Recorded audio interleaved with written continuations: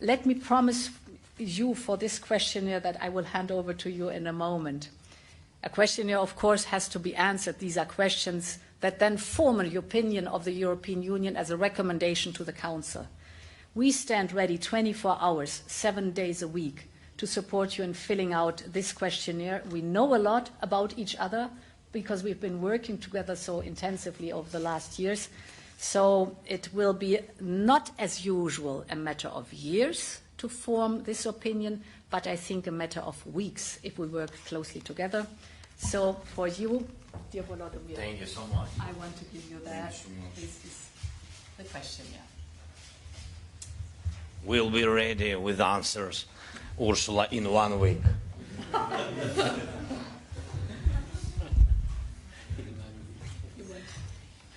Thank you, President. Don't be afraid for the questionnaire. You know, to get jam on the chair, you also have to fill in a lot of questions. I'm sure it will be very important for you. Yes. Thank you very much, and thank you, President, for giving me the floor.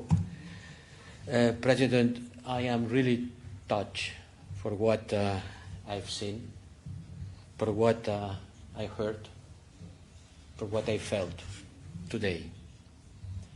Certainly, there are two words to describe what's happening in Ukraine. One word is failure, the big failure of the Russian army that hasn't been able to overcome your courage. And the other word is horror, the horror of the civilians being attacked, being killed in an indiscriminated way. So we are in the presence of war crimes, and we will help you. We will help the prosecutor, Ukrainian prosecutor, to present the proofs in front of the International Criminal Court. Our mission here in Ukraine, our advisory mission, who was working before the war, will deploy their effective, their means, their tools, their capacities, their technical, in order to support you. And we have also allocated 7 million euros to support you in this task. Our delegation will come back to Kyiv. I think it's an important news to announce today. Yes. Our delegation is coming back. The European Union is coming back to Kyiv. And I'm sure that other delegations and embassies from member states will follow. And the third issue, I think it's important to stress.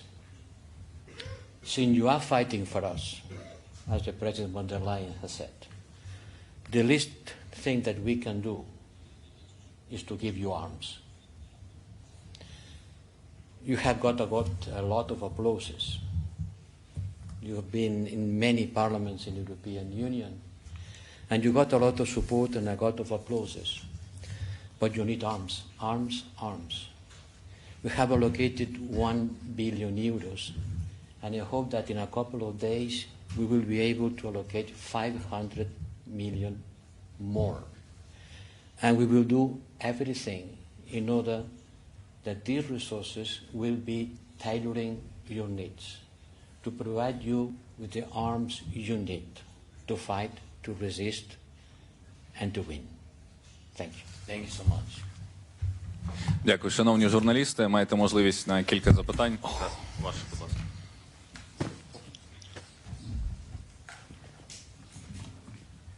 I'm Lorenzo Attianese from ANSA, Italian press agency. President von der Leyen, your goal is to submit Ukraine's applications for EU membership to the Council this summer. Once Ukraine enters in Europe, if there's still war at this point, the confrontation between Europe and Russia will be inevitable. Are you ready for this? And the question for President Zelensky. About deaths and tortures, Russia talks about fake news. You're willing to face international investigation on each side that will definitely clarify the world and put the end to the pro-Russian conspiracy to the peoples. I am deeply convinced that Ukraine will win this war. Democracy will win this war. Freedom will win this war. and the right of every country to shape its own future. And thus, we will work together with Ukraine to rebuild Ukraine. And rebuild Ukraine means massive investment and reforms, and this will form and forge the path towards the European Union.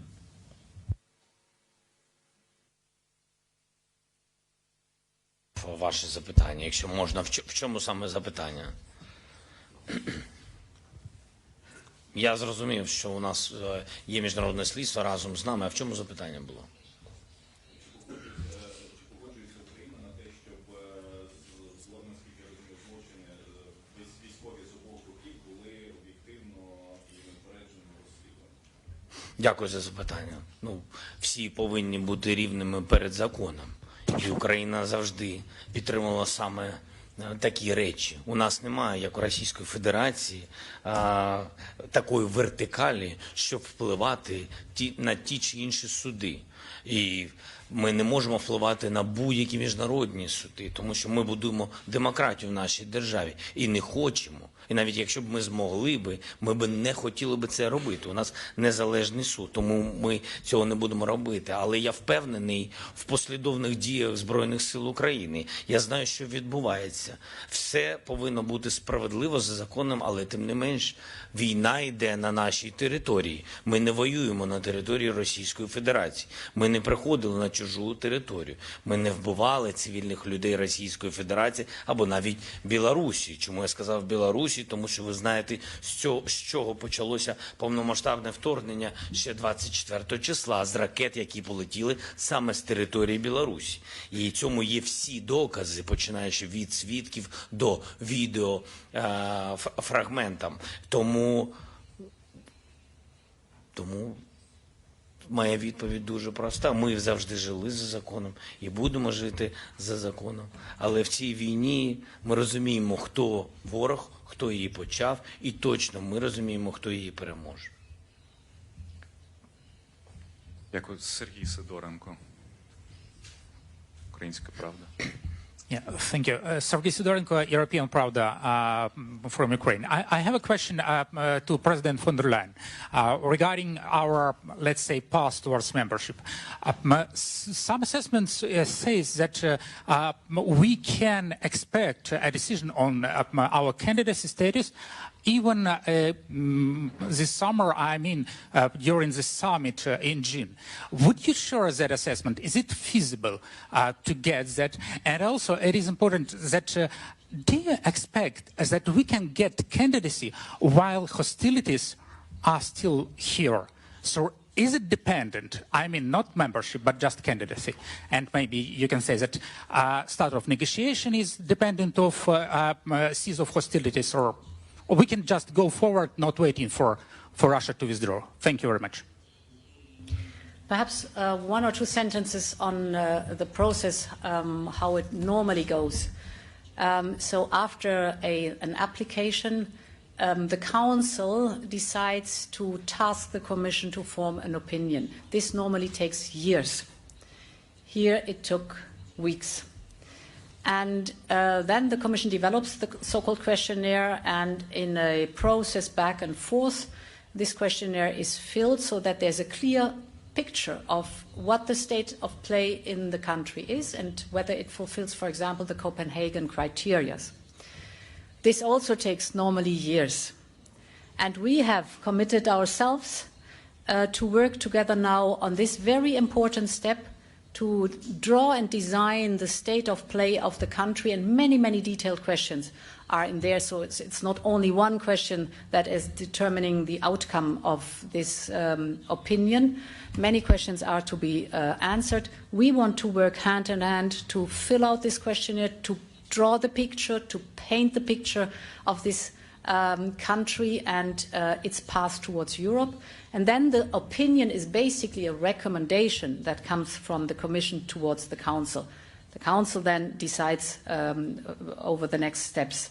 So I would give ourselves a chance, an opportunity to work on that now, with also the knowledge, as I just said, that this is an unusual path that Ukraine is going.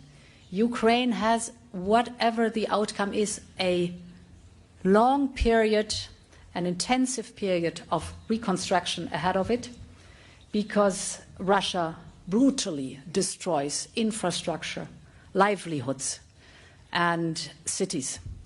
And therefore, in this process, we want to reach out to really work with you to reform, to build up, to reconstruct, and this will determine in a positive way the path towards the European Union.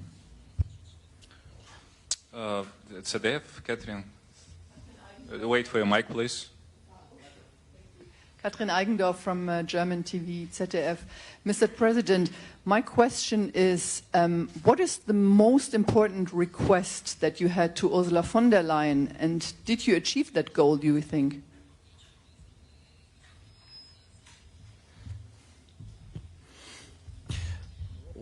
У мене багато питань.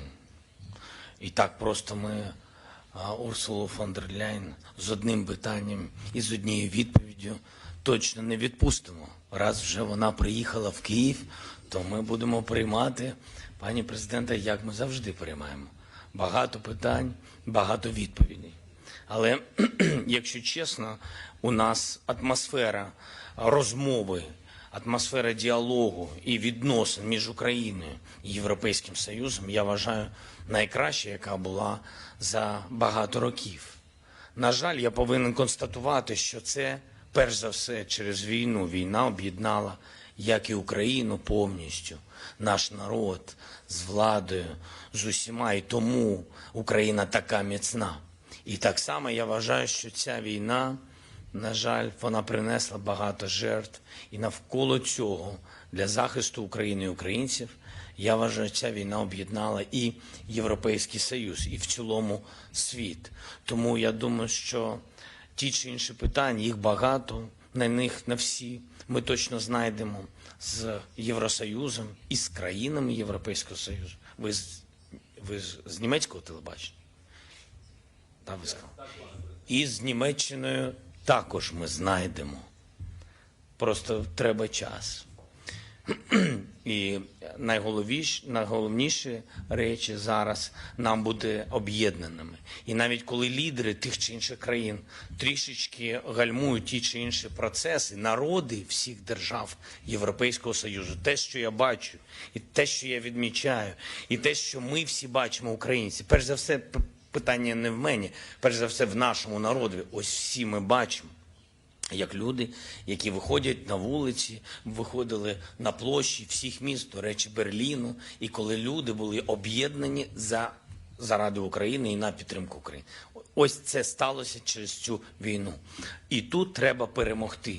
Перемогти політику Російської Федерації, саме політику такої агресії до людей України. І до людей України це значить до людей Європи, тому що у нас однакові цінності. І тому питання щодо санкцій, які ми сьогодні обговорювали, це питання дипломатичної зброї Європейського Союзу проти агресії будь-якої держави. Сьогодні, на жаль, у нас є ворог і є агресія такої держави, яка хоче забрати і окуповувати чужі території. Тому я вважаю найпотужніше, щоб всі санкції були не поверхньо, а глибоко розроблені, продумані і доведені до кінця, щоб Росія не могла обходити ті чи інші санкції. Єдині новини там позаду. Єдині новини, Ліна Зеленська. Вітаю, пане президент, пані президент, пане віце-президент. Сьогодні під час удару по вокзалу Краматорська загинуло десятки людей, отримали поранення, десятки мирних людей, які просто хотіли евакуюватися і врятувати своє життя. Кожен новий воєнний злочин Російської Федерації віддаляє і нас, і світ від думки про можливість варіанту просто домовитися. Пані Урсуло, пане Жозеп, чи бачили ви відео з Краматорська? І якою, на вашу думку, має бути реакція лідерів європейських та світових країн? І щодо санкцій. Постійні представники Євросоюзу погодили 5 пакетів санкцій проти Росії. Зокрема, Йдеться про повну заборону будь-яких транзакцій в Євросоюзі 4 російських банків, ембарго на імпорт вугілля з Росії та заборону на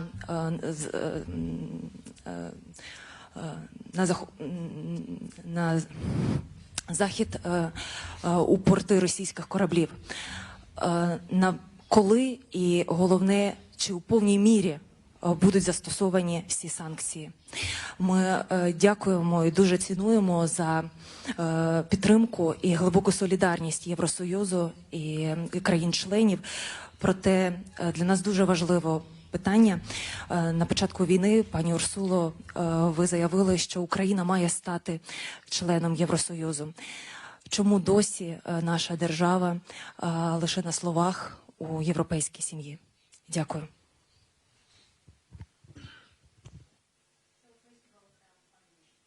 Part of your question, as you see, we are we are working on it, and an accession process always takes, of course, legal steps and work that has to be done. And here is the proof of a very successful cooperation what that matter is concerned. You're right with the sanctions. The 5 waves or packages of sanctions are very much biting. They are hard, and they are smart because they hit Russia much more than they hit us. What we also see is that, of course, Russia is moving, trying to create loopholes or to circumvent the sanctions. Therefore, it is of utmost importance that we stay vigilant and that we, over time, re-tighten the sanctions.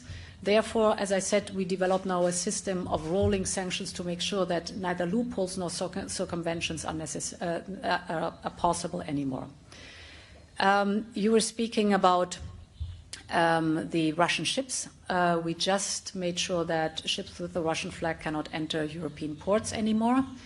You were speaking about other parts of the sanctions, for example, the topic of the banking sector. Here, indeed, we are looking now into Sberbank deeper and more closely. So the matter of sanction is a question of really searching all over the relationship that exists still with Russia in the economic field as well as in the financial field to make sure that we raise the stake and we raise the price for Putin to pay for his atrocious war. You started your question with the attack today on completely innocent people waiting for a train. And yes, I have seen pictures and it is atrocious and there are almost no words for it. And I was deeply shocked to see that on pieces left from the shelling, the Russian had written, "For our children." The cynical behavior has almost no benchmark anymore, no measure anymore. It is unbelievable what happens there, and therefore it is also so important that the world stands up. The fact that Russia has been suspended from the Human Rights Council is an important signal too, that not only those who are now closely working to support Ukraine in this war, but also those who are perhaps a little bit further away, stand up, raise their voice and make clear, no, this is unacceptable and this has consequences in the world order and the place that Russia has in the world order. Ще раз? Ну, питання було не до мене. Тоді, шановні колеги, на цьому захід завершено. Дякуємо всім за участь, дякуємо за запитання, дякую за відповідь.